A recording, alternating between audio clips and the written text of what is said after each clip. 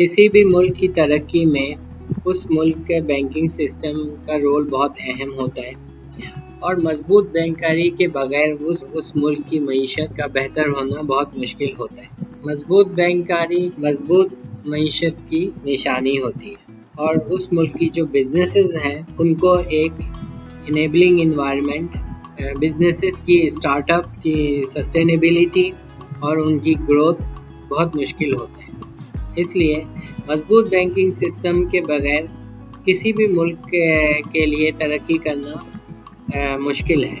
جتنے سارے developed countries ہیں ان کا جو بینکنگ سسٹم ہے وہ بہت اسٹرانگ ہوتا ہے، اپنے بزنسز کو انیبلنگ فائنینشیل انوائرمنٹ فراہم کرتی ہے تاکہ وہ بزنسز سروائیو کر پاتے ہیں اور ترقی کر پاتے ہیں۔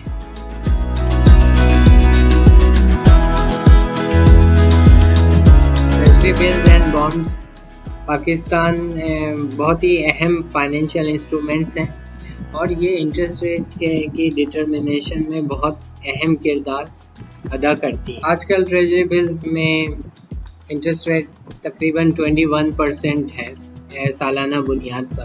ٹریجری بلز اینڈ بانڈز پہ انویسٹ کر کے آپ ثواب بھی کما سکتے ہیں، کیونکہ مہنگائی کی وجہ سے لوگوں میں خاطر خواہ پریشانی ہوتی ہے۔ کمزور طبقہ مہنگائی کا مقابلہ نہیں کر پاتا، معاشی طور پر پیچھے رہ جاتے ہیں۔ اگر عام شہری زیادہ سے زیادہ Pakistani T bills and bonds خریدیں گے تو انٹرسٹ ریٹ فال ہو سکتا ہے، اس کی وجہ سے ہو سکتا ہے کہ مہنگائی بھی کم ہو سکے۔ پاکستان بھر میں بآسانی آپ کسی بھی ڈیلر بینک کے ذریعے ٹی بلز اینڈ بانڈ خرید سکتے ہیں۔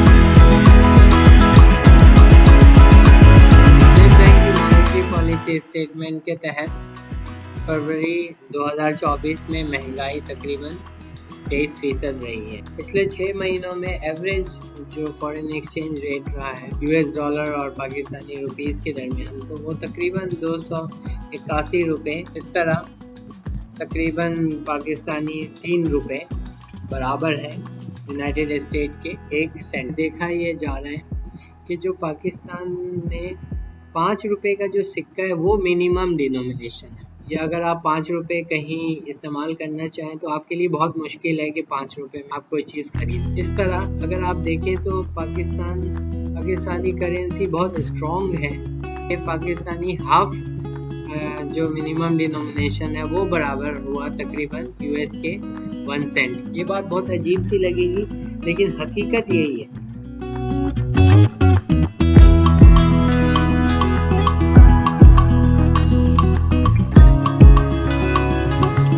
پاکستان کی اکنامک پالیسی ہمیشہ امپورٹ سیکٹر کو سپورٹ کرتی رہی ہے اور عموماً پاکستان کی کرنسی کافی اسٹرانگ رہی ڈالر کے مقابلے میں۔ پاکستان کا جو ایکسپورٹ سیکٹر ہے اتنا سپورٹ نہیں ملا اور فائنینشیل انوائرمنٹ ملنا چاہیے تھا، سپورٹیو فائنینشیل انوائرمنٹ وہ نہیں مل پایا، جس کی وجہ سے وہ ان کی پرفارمنس بہتر نہیں رہی۔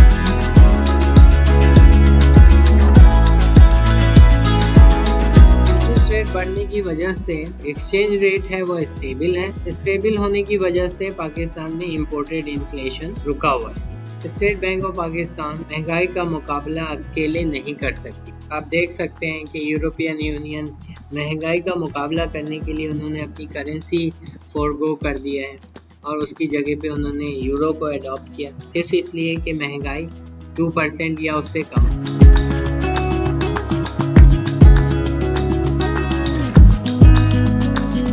اسٹیٹ بینک کی ویب سائٹ سے معلوم کر سکتے ہیں کہ پرائمری ڈیلر بینک کون کون سے ہیں، اور اگر آپ ان بینکوں میں آپ کا بینک اکاؤنٹ ہے تو آپ نے صرف IPS اکاؤنٹ کھولنا پڑے گا۔ آپ IPS اکاؤنٹ کے ذریعے آپ ٹی بلز اینڈ بانڈز خرید سکتے ہیں۔ اپنے بینک برانچ کے علاوہ مزید معلومات کے لیے آپ فکسڈ انکم سیلز ڈپارٹمنٹ کو بھی کانٹیکٹ کر سکتے ہیں۔ آپ اپنے بینک کے ایپ کے ذریعے بھی IPS اکاؤنٹ کھلوا سکتے ہیں۔ بانڈز خریدنے کے لیے آپ بینکنگ سسٹم کے علاوہ آپ CDC کے ذریعے بھی آپ IPS اکاؤنٹ کھول سکتے ہیں۔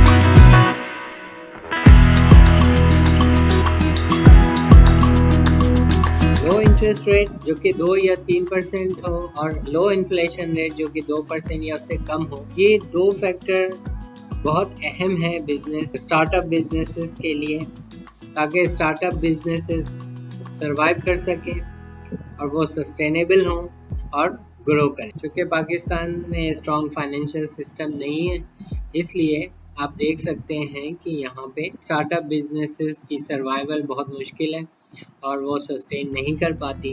और पाकिस्तान की जो करेंसी है उसमें कन्वर्टेबिलिटी का भी इशू रहा है और फॉरेन एक्सचेंज के रिजर्व्स के मसाइल हमेशा रहते हैं।